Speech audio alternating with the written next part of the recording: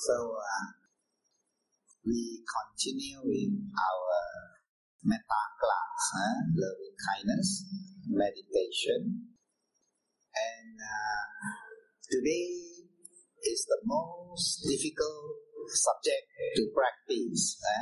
Today, practice on the enemies, people we don't like, people we consider as enemies. Why? Because we feel that they harm us, they are hurting us or our loved ones, or they are harming us or will harm us.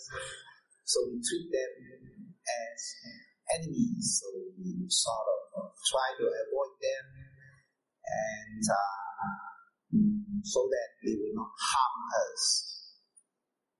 But these enemies, we consider sometimes not so strong as enemies, but then we do consider them not as friends. Think that they are not friends. They are not good friends. Neither are they friends. So we do feel that they are enemies, people we don't like, or who don't like us. In life, we have many people we don't like. We don't like people, our colleagues sometimes, who try to get the boss to scold us or to put us into trouble. Sometimes acquaintances, they're jealous of you and they talk bad about you.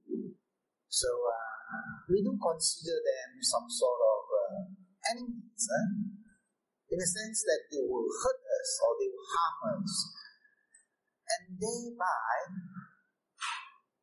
our minds are very troubled every time we see them, or we hear them talking, or even think about them. When you think of them, and our life is very strange. If you were to look into your mind, our circle of people that we come into contact are very limited. There are not many of them.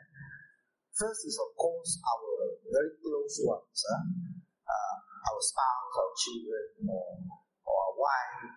Then the family, our family, your spouse, families, and your colleagues, some very good ones that you mix with, your friends, old friends, long time ago, maybe from the school.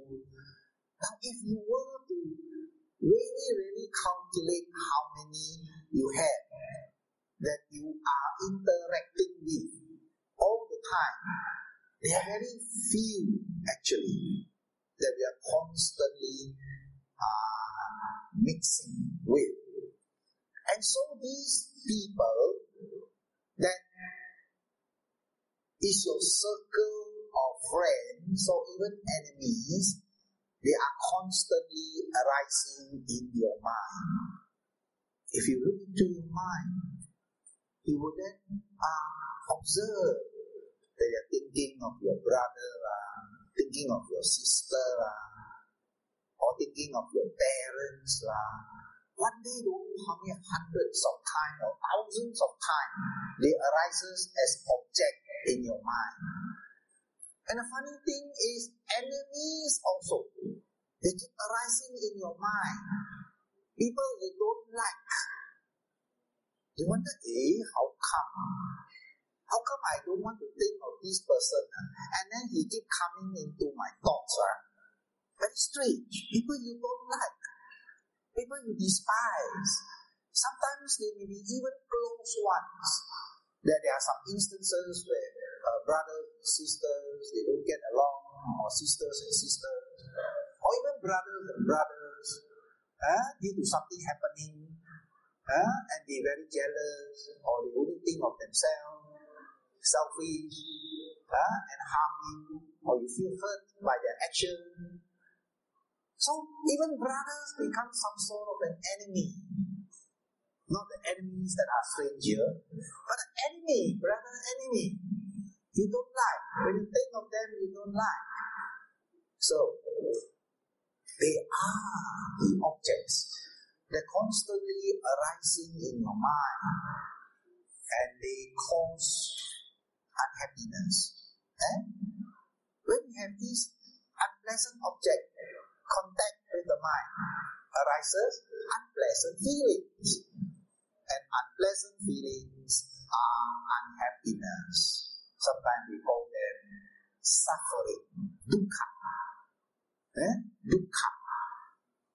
Dukkha means feeling hard to bear, means painful feeling, means suffering. So whenever you have contact with unpleasant objects, and we cover this subject under the enemies. They are enemies. They always cause a lot of suffering in your mind when you think of them as suffering. So, what are you going to do with it? How are we going to practice loving kindness? You hate them, you don't like them, and how to love them, how to be kind to them. That is very, very difficult.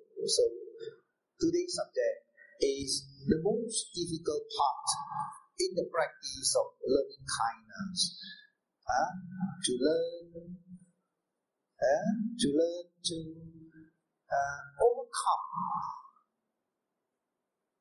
that person whom you consider as enemy. So the most important part here in the metta practice is wise reflection. Wise reflection means to say, you reflect wisely that such type of reflection overcomes the enemy. That means by such type of thinking, you would not get angry with that person or yourself, or very slowly, that enemies will not become enemy anymore. They become a neutral object. So how do you do that? Wise reflection. I will go through some of these reflections that are mentioned in the scriptures. Scriptures mention some of these wise reflection.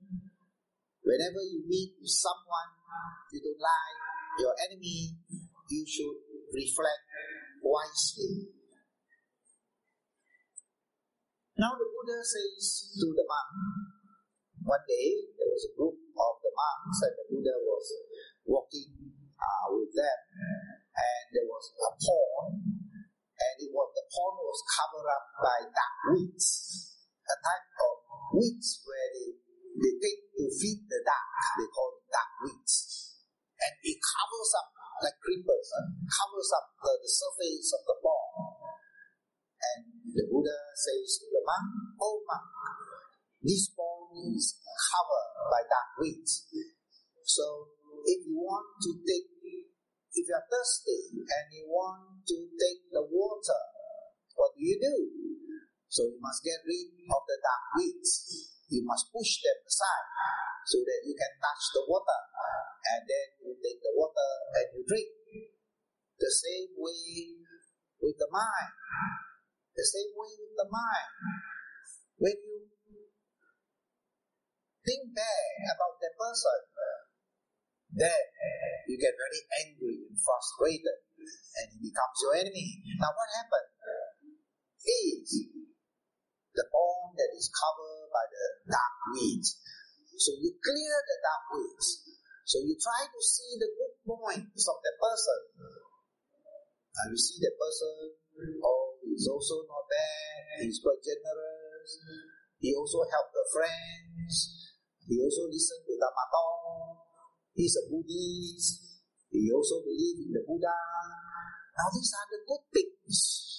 The good things that you can perceive the other person doing. And you say to yourself, these are merits, not demerits. This person is not bad, he's a good person. He may make you angry. He may harm you, but he's a good person. He also do a lot of good. Now, if you consider the good points of that person, then anger subsides. And very soon, he's no longer your enemies. Subside. If you think good about that person, you will not be angry.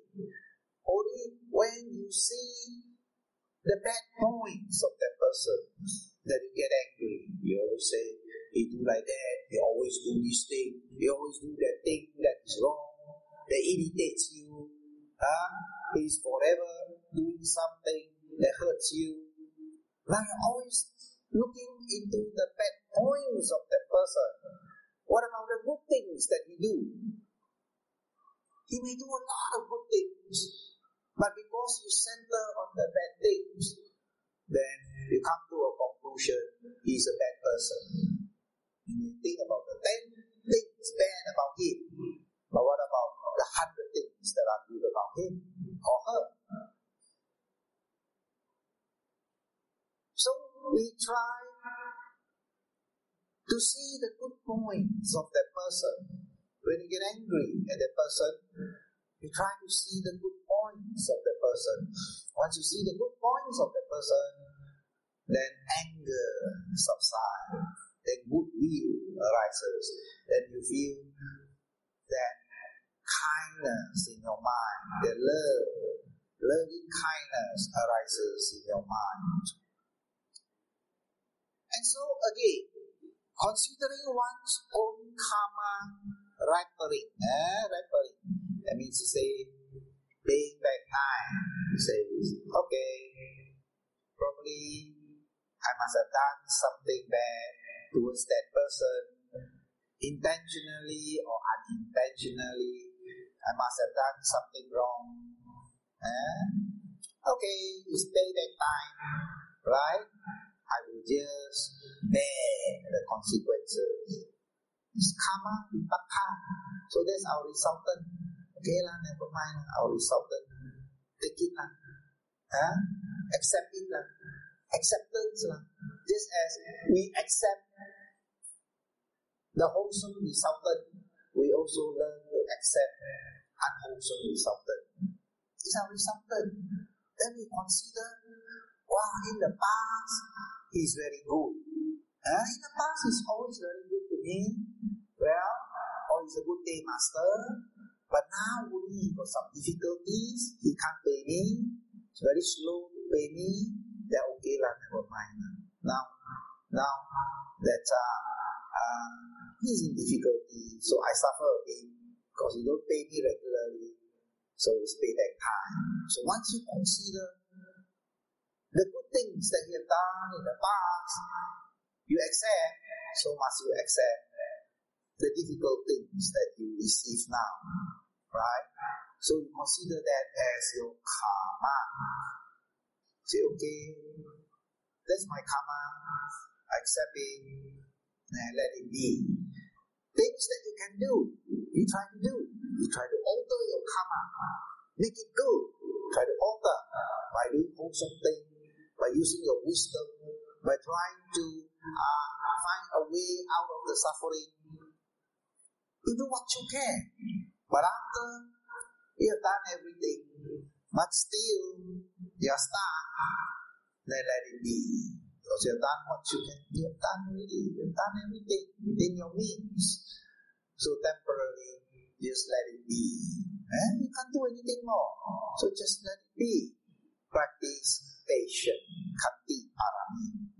Just practice some patience. Because patience is so important. If you don't practice patience, then you get angry. Then you become restless. Then you become annoyed. Then you depress. You get very sick mentally. They become worse. You totally become dysfunction. You cannot function at all. Your mind cannot function anymore. You cannot think. You're only sad. So, must let it be. Say, okay, acceptance. That's my resultant.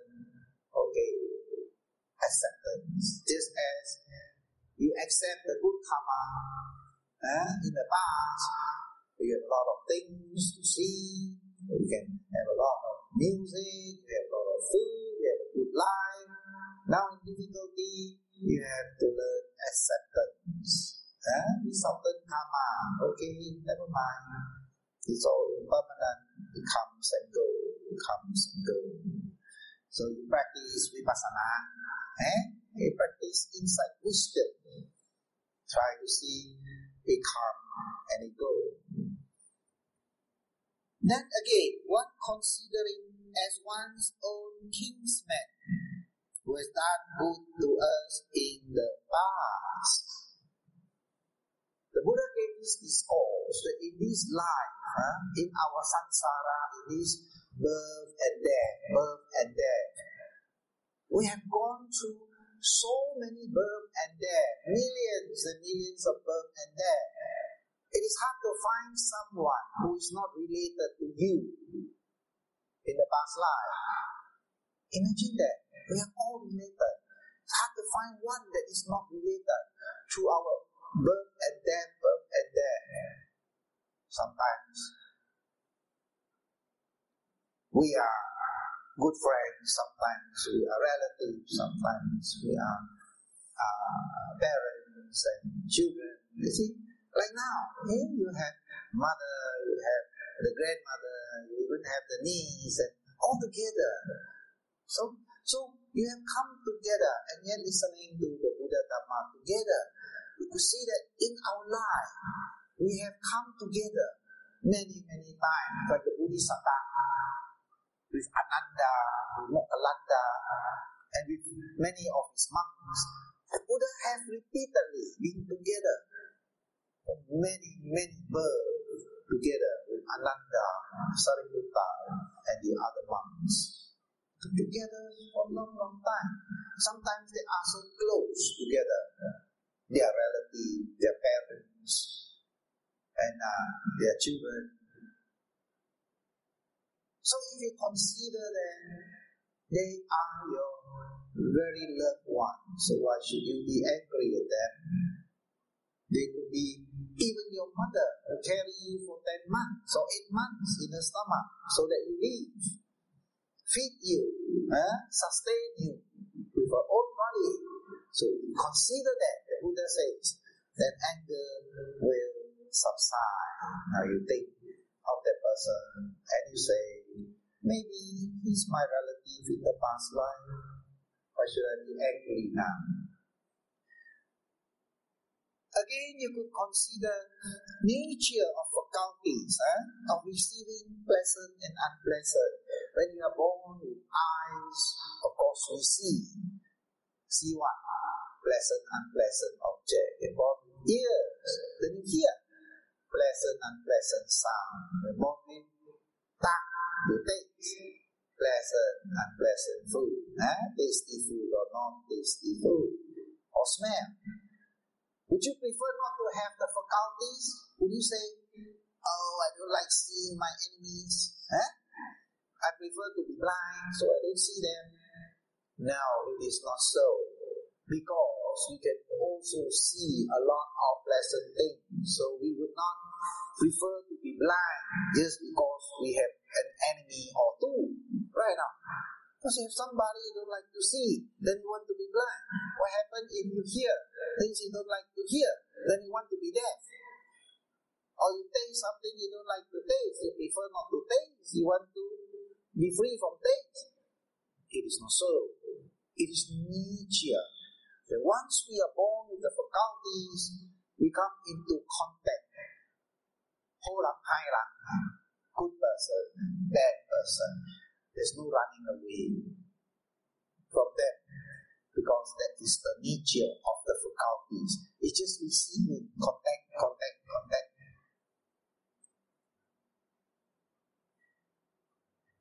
So when you hear something you don't like to hear, you see something you don't like to see, or smell, or taste, or touch, you just have wise reflection. It's the nature of the faculties. See, Anelia is like that. Good and bad, we come to contact. It is like that. So why get angry? Why get angry? You can't run away from the faculties. Do you say you don't want to see, you don't want to hear, you don't want to smell, taste and touch? It is not so, right? So you should consider that. You should think. I would not get angry because I'm born with eyes, so I see good and bad. I would not make it an enemy because I can hear good and bad, right? And so, again, one should consider emptiness if you practice vipassana inside meditation. Are you angry at what? Are you angry at the nose? Are you angry at his ear? Are you angry at his eyes? Or are you angry at his arms and legs and body? Which part are you angry with? Now, as you go examine, they are just made up of earth, water, heat, and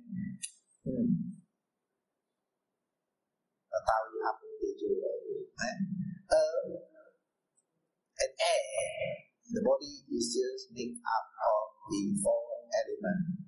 So, they are always changing. So, are you angry at the element that are always changing?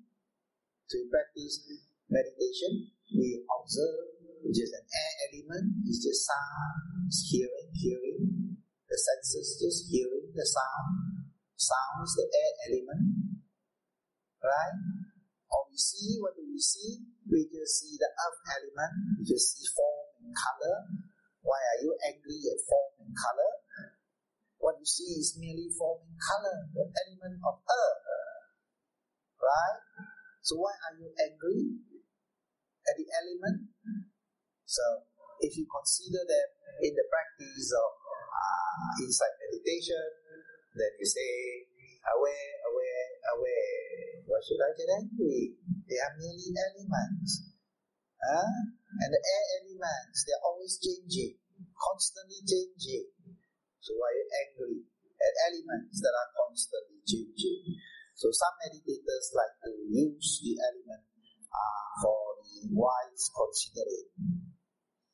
Then of course, if you consider that life is short, life is so short. Life is really, really very short. Every year just come and go. When you get older and older, and why do you need to get angry? Because angry hurts the mind. Angry hurts yourself.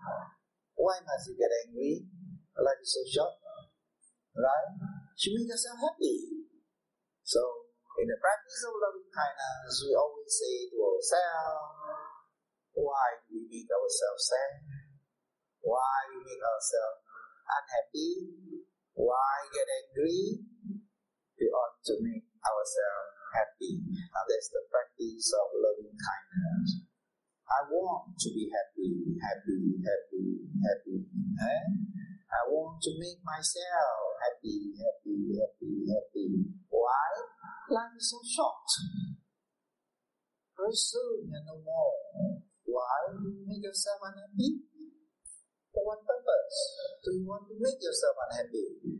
Life is so short. Buddha say like a bubble. It just come up and it's burst and it's no more. Life is just like a bubble coming from the bottom on its way up. When it touches the surface, it bursts.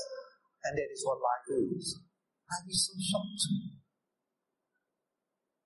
You could imagine when you're young and you think, oh wow, I'm 21. And very soon you say, oh wow, now I'm middle age. Then you say, now I'm old age. And then you say, now I'm 3/4, my leg 3/4 inside the 6 feet underground. 3/4 already, under the ground already. But you don't consider that. You forget that life is so short. We forget that we don't live that long. We forget and we get angry. We want revenge. We can't sleep. We can't eat. Make ourselves unhappy because we forget that we are going home. One day we are gone. And nobody cares anymore. Nobody knows us anymore. We are just a sparkle in the universe. We're just a small thing. A very, very small thing on earth. We think ourselves very important. important are we? We are just one dot in the surface of the earth. How so important are we? Millions and millions of living beings. We are just one among the billions. But we think ourselves very big. Then we get angry. The bigger you are, the more angry you become. So when you think yourself small, then no need to get angry. They say, I'm just come and go. Very soon, nobody knows me anymore. Nobody knows. Nobody knows anymore. You disappear. Finish. It's like a bubble. Just come to the surface and it bursts and it's no more. So you must remind yourself, life is short. I will make myself happy. I will make the best use of my life. Even better still, if I can do wholesome things. Leave behind something precious for other people. Better still, if you can do something good. Right? So, I come to this part on reflection and the book. You should have this book and go through them again and again and choose the one that you like, and then you keep on considering it. And you get tired, you go to the next one. There are 20, 30 of these in the book that teach you to reflect. When you get angry, just reflect. Life is short, life is short. Why I get angry for? Why should I make the other person happy? You want to punish me? I get angry, and so he punish me. So when you get angry, you suffer. So why you let him punish you for a while? So these are reflection. Why I'm so stupid? Why I make myself sad? Why not make myself happy? So these are called wise reflection that you keep on repeating again and again until you are free from anger, or until you don't hate that person anymore. You don't hate him anymore. Okay, if it arises in your mind, it's no longer an enemy. It becomes a neutral person. You have changed the enemy in your mind to a neutral person. Whenever you think, you don't get angry, then you have become very successful in your meditation. If you slowly change one by one, and a more neutral object rather than enemy object, then become more peaceful, because these beings keep arising in your mind many, many times a day. It is very strange. Even my elder brother is passed away so fast. It's already 6 years. I keep on arising in my mind. I think probably thousands of times a day. I don't understand why. I'm quite far away from him. We are 6 years different, because I'm the next boy in between two girls. So we sort of get along. But I sort of actually like my younger brother more, but we don't mix so much. So I don't think of him so much. I keep thinking about my elder brother that passed away. But I'm not really that close to him. But why he keep coming into my mind? Then I realized it is strange. It is strange. The mind is objective. Once our mind is not connected to external object, it has to pull out the internal object. And when you pull out the internal object, we just have a number of them in our mind. We don't have many people in our mind. If you observe your mind, we have those few people at the present moment that we are still connected, that keep on arising in our mind, or our children, or our spouse. Whether they are pleasant object or unpleasant object or neutral object, they are constantly appearing in our mind. So, what do? When you get contact with them, whether they're pleasant or they're unpleasant or neutral, just say to yourself, may he be well, peaceful, and happy. Because you don't know where he is now. Whether he's up or he's down, or in between. I do not know where my elder brother is now. But it doesn't matter when you practice loving kindness. You bring out your loving kindness and you say, may he be well, peaceful and happy, or may he have a happy rebirth. So you won't have fear. Sometimes, when the thought arose of your loved ones who pass away, then you have a lot of fear arises in your mind because of attachment. Then you want to look for people who can tell you, or you say, come home. Then you go and ask, here, there, and everywhere, where's my loved one now? Where is he born now? Is he happy or not? Does he require anything or not? When you say, do he require anything or not? Then your money come out. Say, yes. Oh, you must do this. He require this. He require shirt, he require shoe, he require this. Very cheap only lah. $180. Then if you are happy, come out $180. You never know that you cheated already. Right now, cheated already. You don't know whether your loved one really received that or not. You don't know. But the one who receives it is of course the one who is a medium.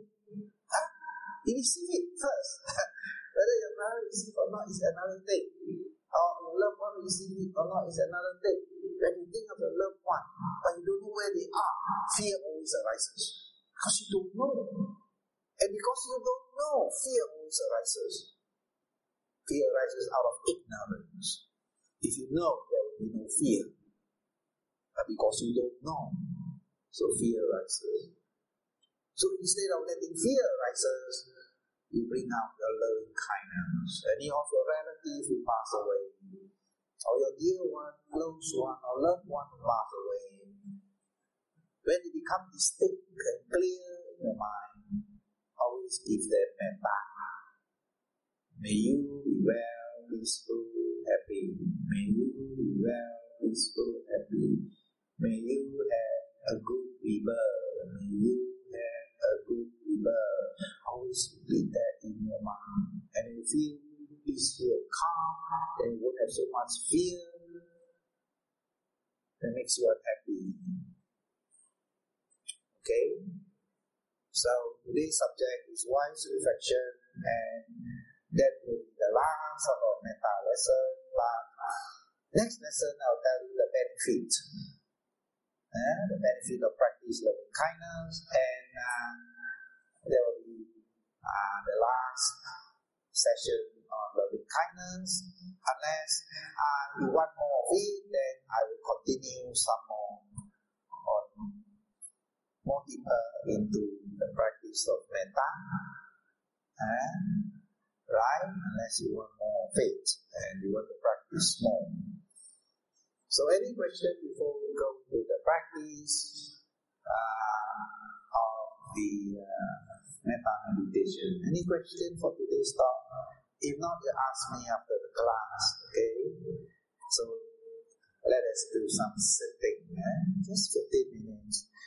We will cover everybody, even the enemies.